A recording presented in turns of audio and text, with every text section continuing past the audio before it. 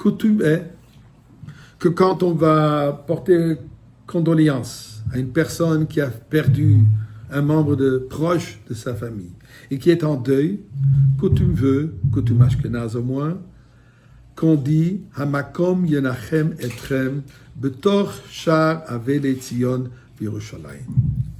Que Dieu vous console parmi les endeuillés de Tzion et de Jérusalem.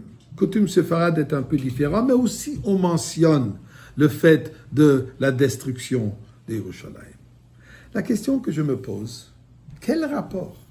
Qu'est-ce que c'est comme consolation en disant à une personne qui vient de perdre un être cher, en lui disant que sache que le Beth Amikdash a été détruit il y a 2 millénaires par les Romains, et sois consolé tel que par rapport à la destruction de Yerushalayim et la perte de Tzion. De quoi et comment est-ce que ça va me consoler? Je pense à cela d'abord, puisque nous sommes dans le moment où on pense, on vit la destruction du temple. C'est la période de la veille de Tisha B'Av où, sur notre conscience, est encore plus forte que d'habitude la perte de Jérusalem. Mais personnellement, puisque ce soir c'est la Yortzeit, l'anniversaire du décès de ma mère, Chet Av, donc je pense à cela. Et je me pose la question, quel rapport? Voici, je voudrais partager avec vous quelques pensées qui est d'ailleurs rapportées par le rabbin Aromos, et dit la chose suivante. En 3 manières, ça se répond, ça se compare. Premièrement, à savoir qu'on n'est jamais seul. Tel que Jérusalem, qui a été détruit pour ceux qui habitaient à Jérusalem, mais le monde entier, les Juifs, le peuple juif entier, pleure aujourd'hui pour la destruction de Jérusalem. Même si je ne l'ai jamais vu, même si je n'ai jamais été, j'ai jamais participé à la destruction du Beth Amikdash physiquement, on est 2000 ans plus tard, ainsi que les gens qui à cette époque habitaient loin de Jérusalem. Tout le monde a pleuré ensemble. Cet aspect de savoir qu'on n'est pas seul dans ce deuil. Mais quand on est endeuillé, le peuple juif entier pleure avec nous, ça réconforte. Et je devrais partager avec vous aussi une pensée que j'ai entendue du rabbin Gourari. Quand j'étais moi, je faisais le deuil seul ici à Montréal. Ma mère, elle est décédée à Jérusalem. Mes frères et sœurs, ils étaient déjà à Jérusalem.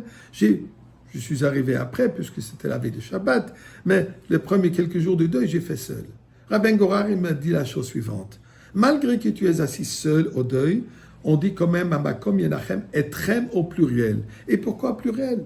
On devrait dire à Makom Yenachem Otra, que Dieu te console, pas vous console.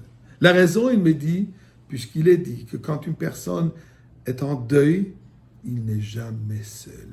Dieu est présent avec la personne endeuillée. Et là, en nous disant à Makom Yenachem Etrem, Dieu est l'individu, à savoir qu'on n'est pas seul. Le fait de savoir qu'on d'autres souffrent avec nous, ça soulage. Deuxième pensée, certains ont envoyé les enfants au camp il n'y a pas longtemps, et les emmenant au bus ou en voiture ou aux portes du camp, les enfants pleurent, et souvent les parents aussi, malgré le fait qu'on sait que ce n'est qu'une quelques semaines et ils sont de retour. Pour nous dire que tel que le deuil pour Jérusalem n'est que temporaire, tel que le deuil pour Jérusalem n'est pas permanent. Pourquoi? Puisque nous savons que le Beth Amikdash revient. Avec la venue de Mashiach, on va recevoir le Beth Amikdash de retour.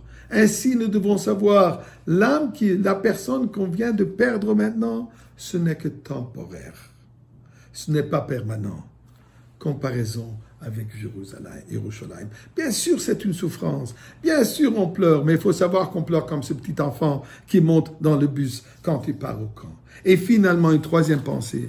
Même durant cette période dans laquelle on ne voit pas notre chair, même dans cette période où nous n'avons pas physiquement le Beth Amikdash, de savoir que Jérusalem, la sainteté de Jérusalem, l'âme de Jérusalem, la Kedusha de Jérusalem, elle est présente aujourd'hui aussi. Yerushalayim, Ir HaKodesh.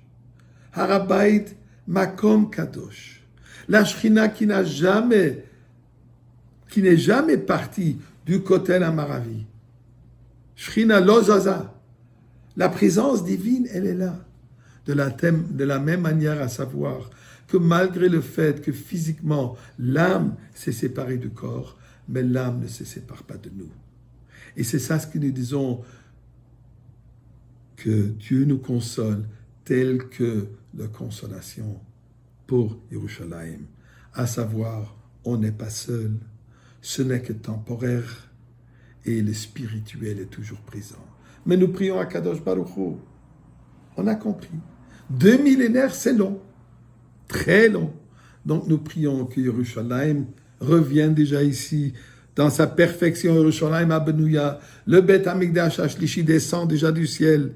La Géoula avec Mashiach qui va nous ramener tous les endeuillés, ceux qui sont disparus avec Triat HaMetim, incluant ma mère Sarah Masha Bat Reb David Alea Shalom.